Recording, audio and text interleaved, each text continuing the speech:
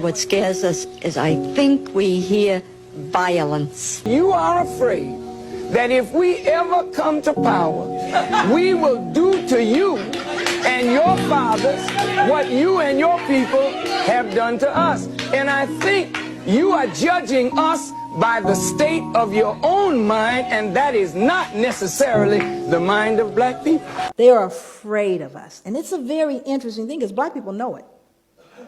We know white people are afraid, but you have to start getting into the psychology. What are you afraid of? When they hear black power, they think of white power, and white power means napalm, tanks, state police department, high finance, overthrowing governments. Black power do not mean this.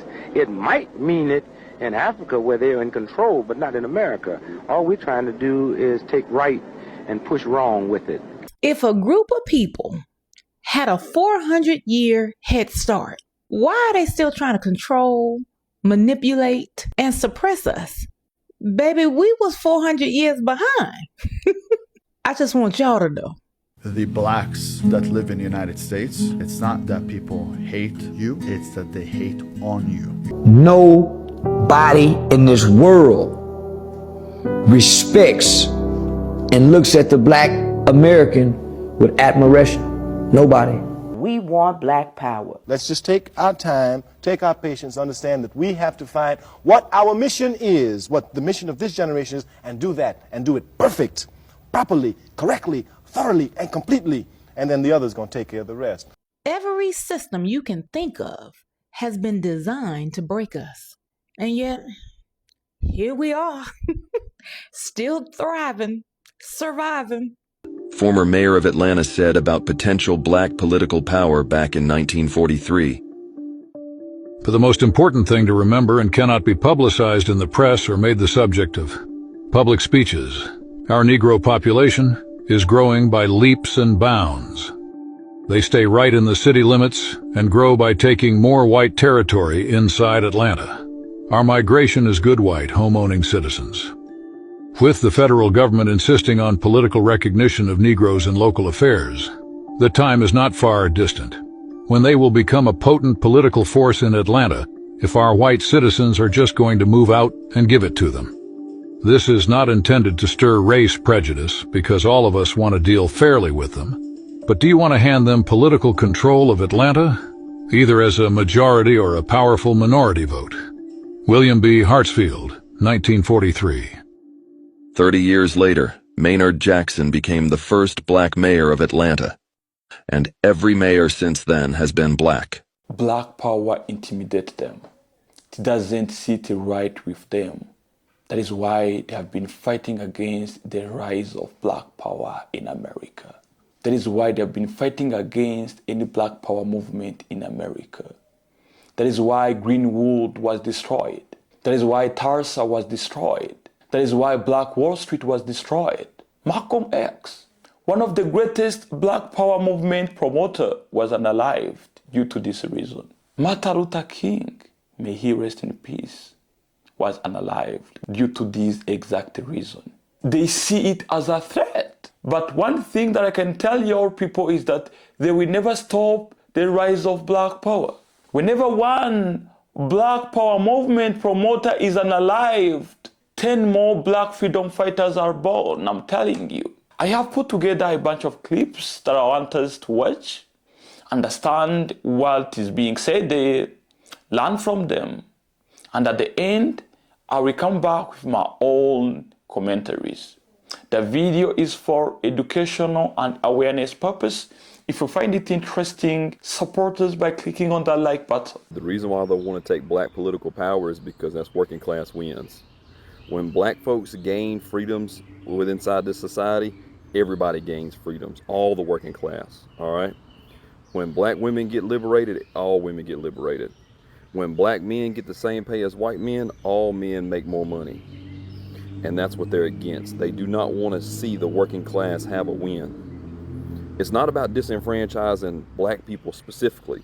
It's about disenfranchising black folks because their coalition with white people to gain progress is a challenge to the white supremacy power structure.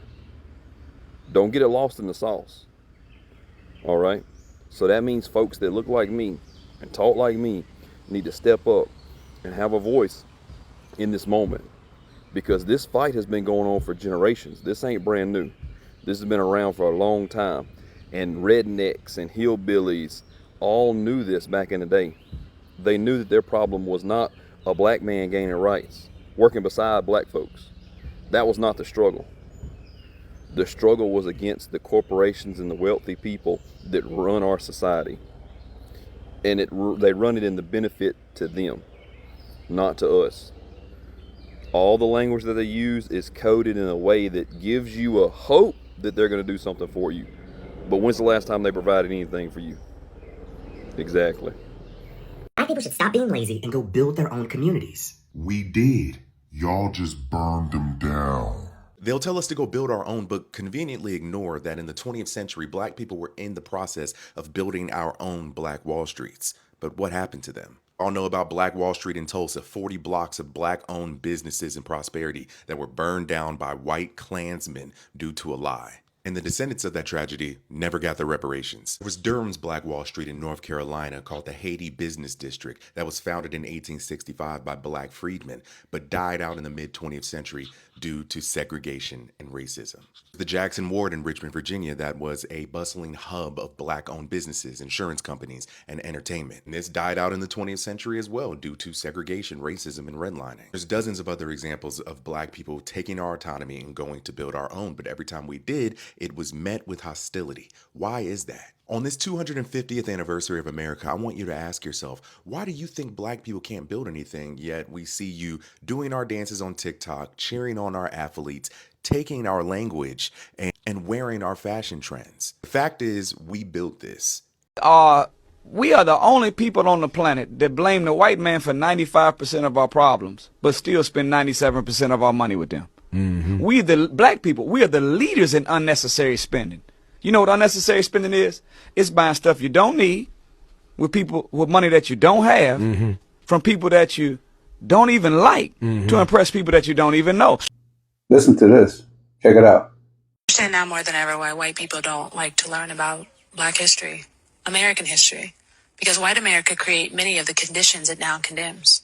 See, you don't get to enslave generations of people, publicly lynch them after Sunday church service, segregate them, strip them of land and wealth, destroy their communities, over-police neighborhoods, flood them with drugs, incarcerate their fathers, underfund their schools, deny them equal protection under the law, and then point out the pain created by those systems and call the people the problem. That is not accountability. That is historical gaslighting. And the audacity of white America to project violence, criminality, and moral failure onto black people while refusing to confront its own history is one of the greatest manipulations this country has ever performed. Because some of the most horrific acts of mankind were committed on American soil.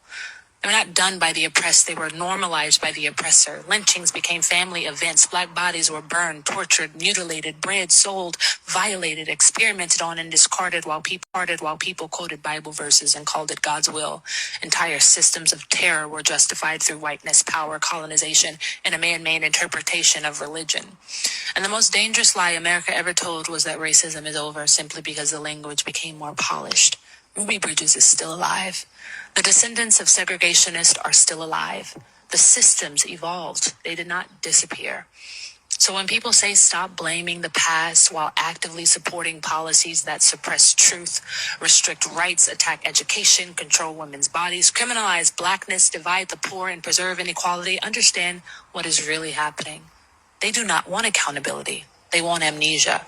Because racism survives best in a country that pretends. White people are afraid of black people. They are afraid of us. And it's a very interesting thing because black people know it. We know white people are afraid. But you have to start getting into the psychology. What are you afraid of? Why are you afraid?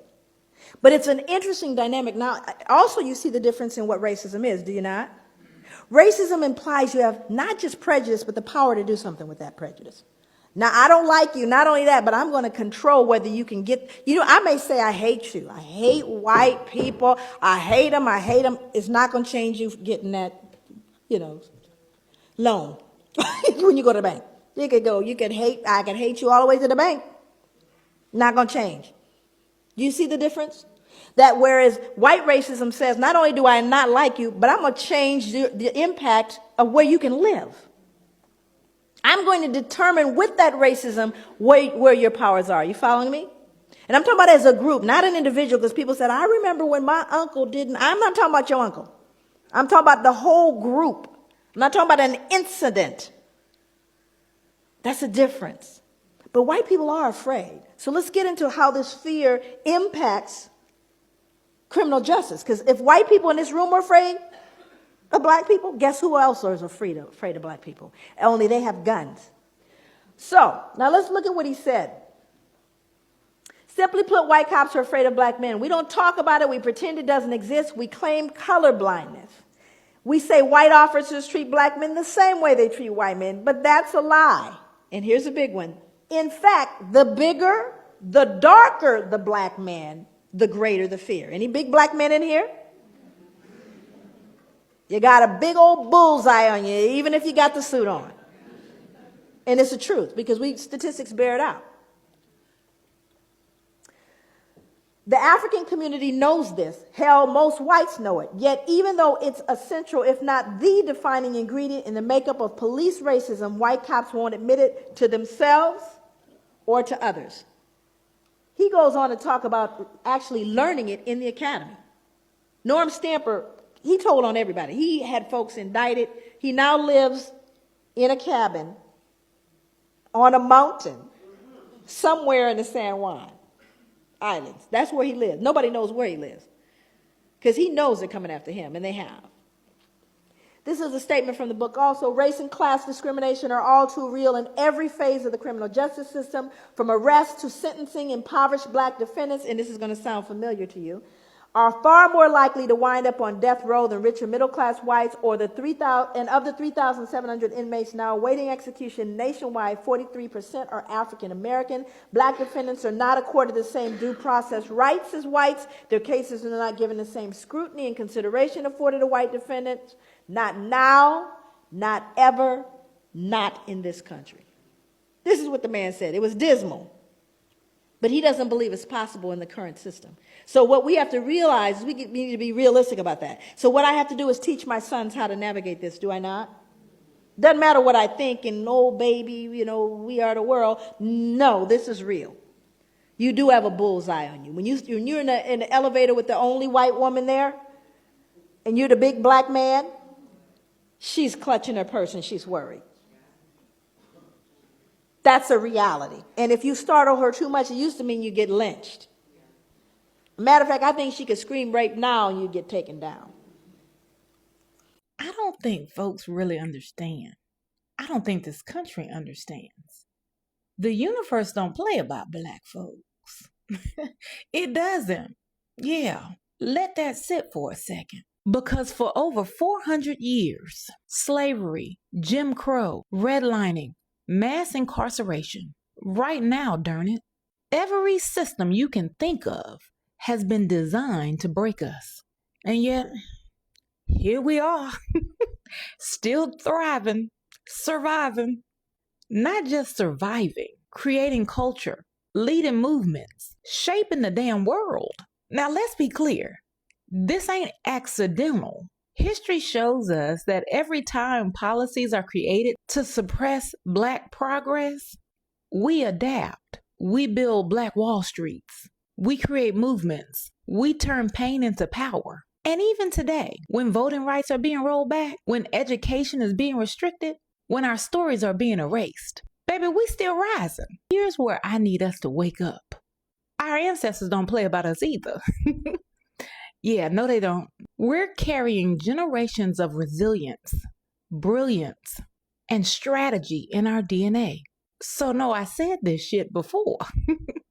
We're not signing another motherfucking contract. We're not signing up to be exploited anymore. No more destiny swapping. No more participating in a system that requires our silence to survive. We already know there's going to be some outliers. We can't worry about them. Yeah. At the end of the day, we hold the damn keys. And it's time for black folks to get on board. Yeah, I need y'all to get y'all asses on board. Not divided, not distracted, but aligned. Because you cannot prepare people for 400 years of conflict, struggle, and expect us not to rise. Baby, we've been training. Yeah, we've been trained the whole time. The math, this math is mathing. Baby, we've been training for war. 400 years. Let that sink in. All right, good people. Drink your water. Stay rooted, real, and knowledgeable. We built cities and colleges and hospitals and airstrips and banks, and that became a threat. America is a country of competition. Everything is about money. It's soulless. Rich whites don't care about poor whites. When it comes to us and then seeing us as competition, they have to make sure that we are always at the bottom. Black power has always scared them. So they lie about their diabolical past and gaslight us every day, saying that we make everything about race when they are the ones who made up race, but then put their race at the top of the food chain and us at the bottom, which made our whole lives about the oppression that comes with race. This is one of my favorite books, and it's called Black Power. In 1967, two men sat down to name something that America refused to look at directly. Stokely Carmichael, who would later change his name to Kwame Ture, and Charles Hamilton. The first thing they tackled in the book is the difference between individual racism and institutional racism. A white man refusing to sit next to a black man on a bus, that's individual, visible, and easy to condemn. But when a bank generation after generation refuses to loan to black neighborhoods, when a school system without a single racial slur ever spoken funnels black children into underfunded classrooms, that is racism with no face to point to. Carmichael and Hamilton insisted this hidden structural racism was the more dangerous kind, precisely because it could hide behind the appearance of fairness. They described Black America's relationship to the rest of the country almost like a colony to an empire, a community whose labor, whose neighborhoods, whose votes were used and managed by outside interests without the community itself ever holding the power to decide its own future. And their answer to that condition was not to wait patiently for goodwill. It was for black people to organize independent political and economic power, the same way the Irish, Italian, Asian, and Jewish communities had built ethnic blocs to gain leverage in American politics. They also make it clear that our unity must come first, coalition second. Because a coalition built from weakness, they argued, isn't a partnership, it's just another form of dependency, as time proves again and again, as black folks are constantly betrayed. Carmichael and Hamilton reject what they call a recipient mentality, the idea that black communities should simply wait to be given rights, resources, and inclusion by a system that was never built to include them. They wanted something different, not permission, but power. But before black people could build political power, Carmichael and Hamilton argued that they had to first reject the idea that black identity, history, and culture were something to be ashamed of or assimilate away. Pride wasn't a slogan. It was the foundation everything else had to stand on. And now, nearly 60 years later, the questions and concepts this book raised are still relevant because we never did unite as a power bloc. For all those who claim that they were down for the cause in the 60s, the fact is 10% or less of black Americans were actually involved in the civil rights movement. Carmichael and Hamilton did not claim to have every answer, but they also weren't afraid to try like so many of our brothers and sisters are today. Because so many of us today force themselves over time to accept the crumbs given as equal slices of resources and opportunity for fear of losing their crumbs. But what will you do now that they're even taking your crumbs? If you find yourself complaining about the effects of being black in America, but you are unwilling to take action, please know that you are also a part of the problem. Those of you saying we need to stop talking about what we're doing because white folks might find out, and mentioning, you see what they did to Black Wall Street, your fear is not my fear. I am an unmovable revolutionary. And assuming that I don't have the capacity to learn from my history or strategically protect what we build is ridiculous and a shame. And your assumption that those of us fighting haven't thought this through. Ridiculous. And by the way, they will always know what we're up to and what we're talking about, whether we do it online or in person behind closed doors. Why don't you look up a government department called COINTELPRO? Well before the internet, I will use every avenue on this earth to reach my people for the purposes of organizing, educating, and building our own infrastructure free of this country's pathetic institutionalized racism. Black power is about defining our goals, aspirations, and identity, independent of white/Caucasian/European society's expectations or their ridiculous stereotypes of us. This autonomy includes the freedom to develop and follow our own paths without being pressured to assimilate into the white majority. Black power began as a revolutionary movement in the 60s and 70s. It emphasized racial pride, economic empowerment, and the creation of political and cultural institutions controlled and run by Black people. During this era, this was a rise in the demand for Black history courses, spread of raw artistic expression displaying the realities of Black American lives. The inspiration behind much of the Black Power movement was Malcolm X. His intellect, his historical analysis, and powerful speeches impressed friends and his enemies alike. He saw the Black American freedom movement as part of an international struggle for human rights and anti-colonialism. After his assassination in 1965, his memory continued to inspire the rising tide of Black power. The term Black power has various origins. Its roots can be traced to author Richard Wright's nonfiction work, Black Power, published in 1954. Then in 1965, the Lotus County, Alabama Freedom Organization, LCFO, used the slogan Black Power for Black People for its political candidates. The next year saw Black Power enter into the mainstream. During the Meredith March Against Fear in Mississippi, Student Nonviolent Coordinating Committee Chairman Stokely Carmichael rallied marchers by chanting, "We want Black Power." My man, Stokely Carmichael, aka Kwame Ture, set a new tone for the Black freedom movement when he demanded Black Power in 1966. Rather than settle for legal rights and integration into white society, they demanded the cultural, political, and economic power to strengthen Black communities so they could determine their own futures. The emergence of Black Power as a parallel force alongside the mainstream civil rights movement occurred during the March Against Fear,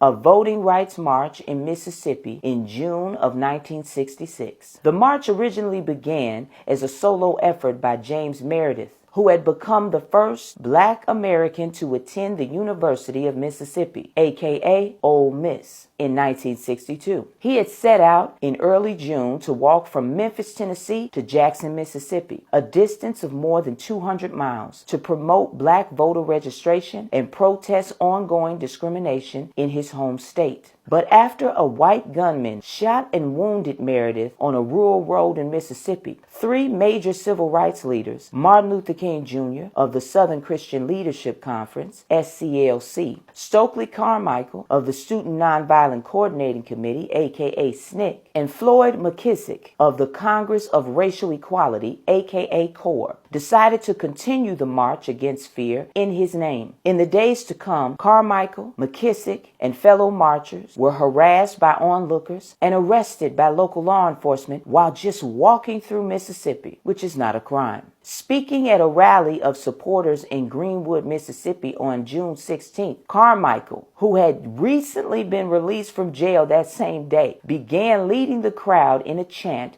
of "We want Black Power." Let's lay a perfect foundation so that the children who come after us will be able to carry on the struggle that much further.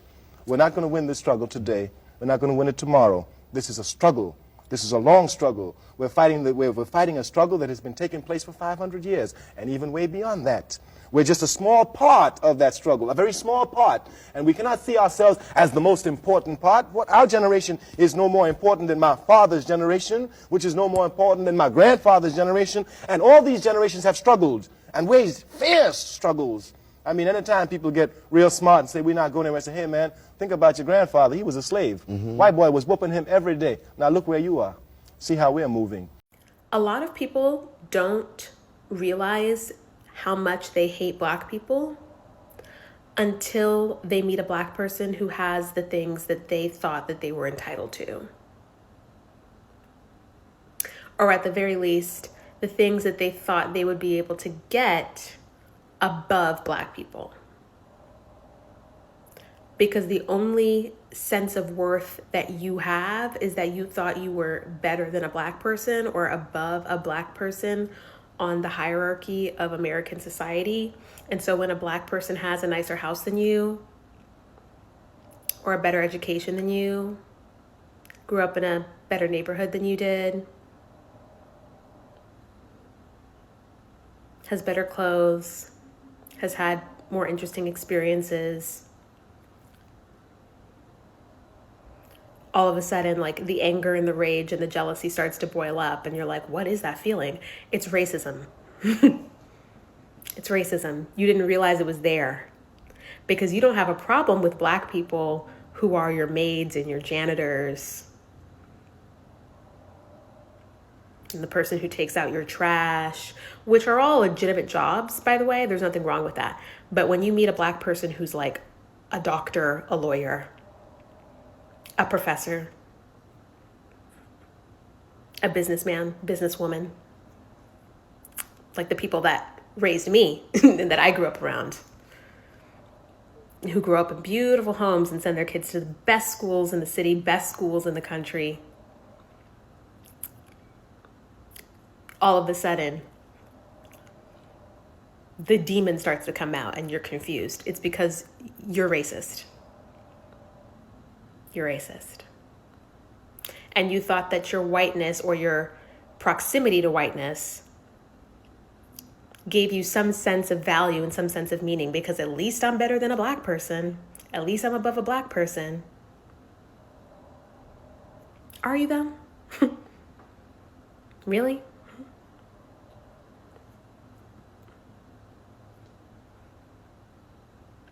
What did your whiteness really get you?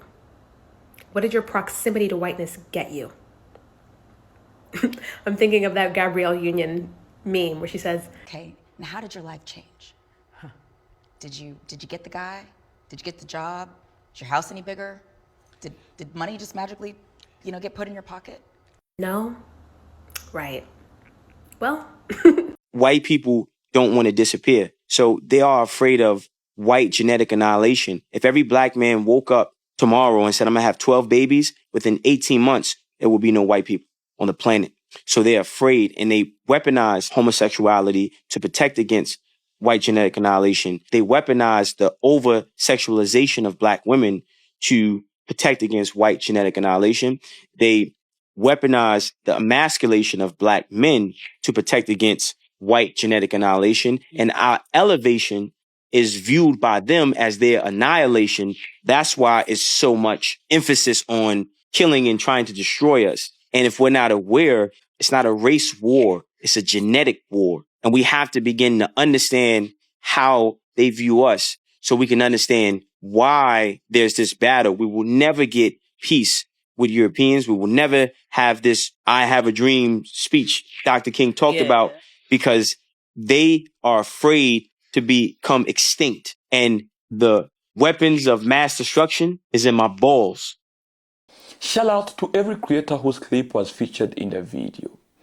One message that I can give y'all people is that they have realized the power that y'all carry. They have understood the influence that y'all have. If people can spend 400 years into slavery, not being educated, not inheriting anything from their ancestors, not achieving anything of influence in that 400 years, and then give them half freedom, they pass through segregation, Jim Crow, redlining, all of that. And then in only 60 years of them being somehow free, they are able to achieve everything that black Americans have achieved. They are able to produce a black president. They are able to produce many talented people. They are able to produce many people inside the American government. They are able to become the biggest influencers in America. That proves something.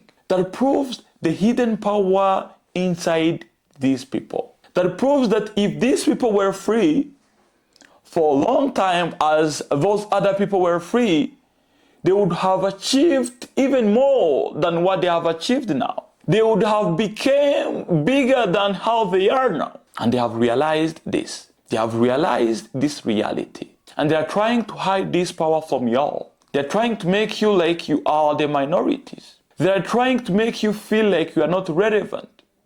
And that's why they're preventing some of y'all from accessing education. They're trying to prevent some of y'all from accessing education. That is why they're preventing some of y'all from accessing funds. Funds that can help you in promoting your own business ideas. That is why they are disconnecting y'all. That is why they are preventing children from learning your history in class. Because they understand the kind of impact that this can have to these future Americans. And if y'all don't realize this and keep falling for their propaganda, we are going to lose the next generations of Black Americans. We are going to lose the next generations of Black freedom fighters. We are going to lose the next generations of Black Americans who understand their power, who understand their influence, who understand who they are. And one thing that you all have to remember is that whenever you forget where you came from, you will never know where you are going. I'm telling you all Black people to teach your kids the history of your lineage, the history of your people, the power that your ancestors had, the achievements that your people have achieved, because them Black Americans' children are not aware of this. The only thing that they're being fed with is these mainstream media's news telling them that your people are criminals, telling them that your people are thugs, telling them that all you're known for is being absent fathers, being absent parents, being drug dealers, taking drugs. That is the propaganda, to make sure that your next generation won't become a threat to their system, to make sure that the initiatives that your people have started to dismantle systemic racism will stop. The spirit that you all have to dismantle systemic racism will stop. That is their goal. That is what they want. See, they are afraid that if you're raised to power, you will do to them what their ancestors did to your ancestors. They don't know that that is not even what you are thinking. All you want is equality. All you want is to be treated like they treat others. All you want is the system to see you like how they see those other people. All you want is to be given loans by banks like how they give loans to those other people. All you want is that your children have the same access to education like those other people can access education. In the future, we want to see everybody in America being treated equally. No discrimination, no systemic racism. That is what your people are fighting against. But for them, they're afraid that you might become a threat in the future, that you can do to them what their people did to your people. See, brothers and sisters, I want you to look around and look at everything that your people have achieved, and look at the number of billionaires that your people have, and look at the number of talents that your people have, and look at the number of educated Black women that your people have, and then know your worth, and then understand the power that you carry, and start being confident in yourself, and start being able to stand in front of those people who are racist and tell them that you are tired of it. I want you to stop being afraid of being born Black. I want you to stop trying so hard to be others. I want you to stop fighting so hard to become who you are not. You are Black Americans. You are foundational Black Americans. You carry power inside yourselves, within your genes. You have inherited this from your ancestors who happened to be great. So that was my message today. Let me know what y'all think down there in the comment section. If you find this episode interesting, I want you to support us by clicking on that like button. Mr. TA, your African brother, sending peace and love to y'all Black Americans. Ciao.